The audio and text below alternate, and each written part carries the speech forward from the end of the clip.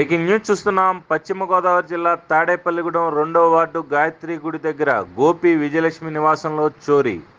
ఆదివారం రాత్రి ఇంట్లో ఎవరూ లేని సమయంలో చోరీ జరిగినట్లు చెబుతున్న బాధితురాలు. రాత్రి తన పెద్ద కుమారుడి నివాసానికి వెళ్ళి ఉదయం 6 గంటలు తిరిగి వచ్చి చూసేసరికి ఇంటికి వేసిన తాళం పెకిలించి ఉండటంతో లబోదిబోమన్న బాధితురాలు. ఇంట్లోకి వెళ్ళి చూసేసరికి బీరువా తాళాలు తెరిచి ఉన్నాయని, అందులో సుమారు 10 కాసుల బంగారం, 30 తులాలు వెండి, 30,000 నగదు అపహరించుకుపోయినట్లు బాధితురాలు తెలిపారు. సమాచారం అందుకున్న టౌన్ పోలీస్ సిబ్బంది సంఘటనా స్థలానికి చేరుకుని కేసు నమోదు చేసి దర్యాప్తు చేపట్టారు. రాత్రి 9:30కి మా పెద్ద అబ్బాయి ఊరెళ్ళాడు సార్. పడుకోవడానికి టెంట్ చేత మా వాళ్ళు మా మనలు ఉన్నారు సార్. పడుకోవడానికి వెళ్ళాను. పొద్దున్న 6 గంటలకు వచ్చాను. వచ్చేటప్పటికి తలుపు తాళం తీసేసి ఉంది సార్. లోపలికి వెళ్ళి అన్ని నెట్టుకుని బీరువా మొత్తం అన్నీ తీసేసి ఉన్నాయి సార్. గోల్డ్ మొత్తం ఎండి క్యాష్ ఉన్నాయి సార్. అన్నీ ఫోన్ నుంచి ఎలాగన్నా రిక్వెస్ట్ చేయించండి సార్. మీరు దాకా ఉంటుంది సార్. సైను బుట్ట దుడ్డు మొంగరాలు అవన్నీ ఉన్నాయి సార్.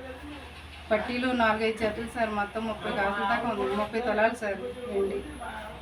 క్యాష్ 50, 20s, 500 నోట్లు ఎలా అయితే 30,000 దాకా ఉన్నాయి సార్. కొత్త నోట్లు తెచ్చి పెట్టుకున్నాను సార్. ఎవరి మీద డౌట్ ఉందమ్మా చుట్టుపక్కల? ఎవరి మీద నాకు 2 నెలలే కదా అయింది సార్. ఎవరేంటి అన్నది నాకు తెలియదు సార్. పొద్దున్న వస్తాను బ్యాంక్కి. పొద్దుటే నేను 9:30 కల్లా వెళ్ళిపోతాను సార్.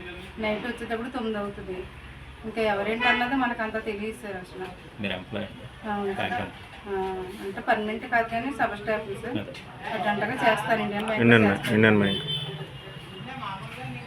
10 కాసుల దాకా పోయింది.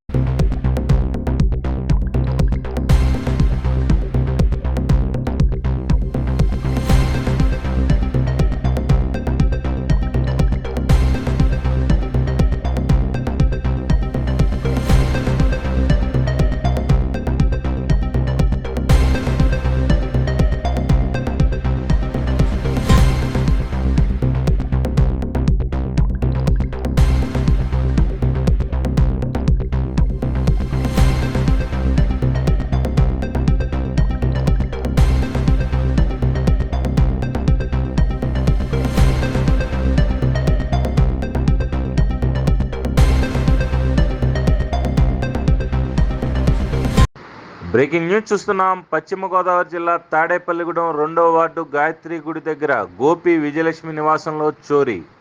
ఆదివారం రాత్రి ఇంట్లో ఎవరూ లేని సమయంలో చోరీ జరిగినట్లు చెబుతున్న బాధితురాలు. రాత్రి తన పెద్ద కుమారుడి నివాసానికి వెళ్ళి ఉదయం 6 గంటలు తిరిగి వచ్చి చూసేసరికి ఇంటికి వేసిన తాళం పెకిలించి ఉండటంతో లబోదిబోమన్న బాధితురాలు. ఇంట్లోకి వెళ్ళి చూసేసరికి బీరువా తాళాలు తెరిచి ఉన్నాయని, అందులో సుమారు 10 కాసుల బంగారం, 30 తులాలు వెండి, 30,000 నగదు అపహరించుకుపోయినట్లు బాధితురాలు తెలిపారు. సమాచారం అందుకున్న టౌన్ పోలీస్ సిబ్బంది సంఘటనా స్థలానికి చేరుకుని కేసు నమోదు చేసి దర్యాప్తు చేపట్టారు.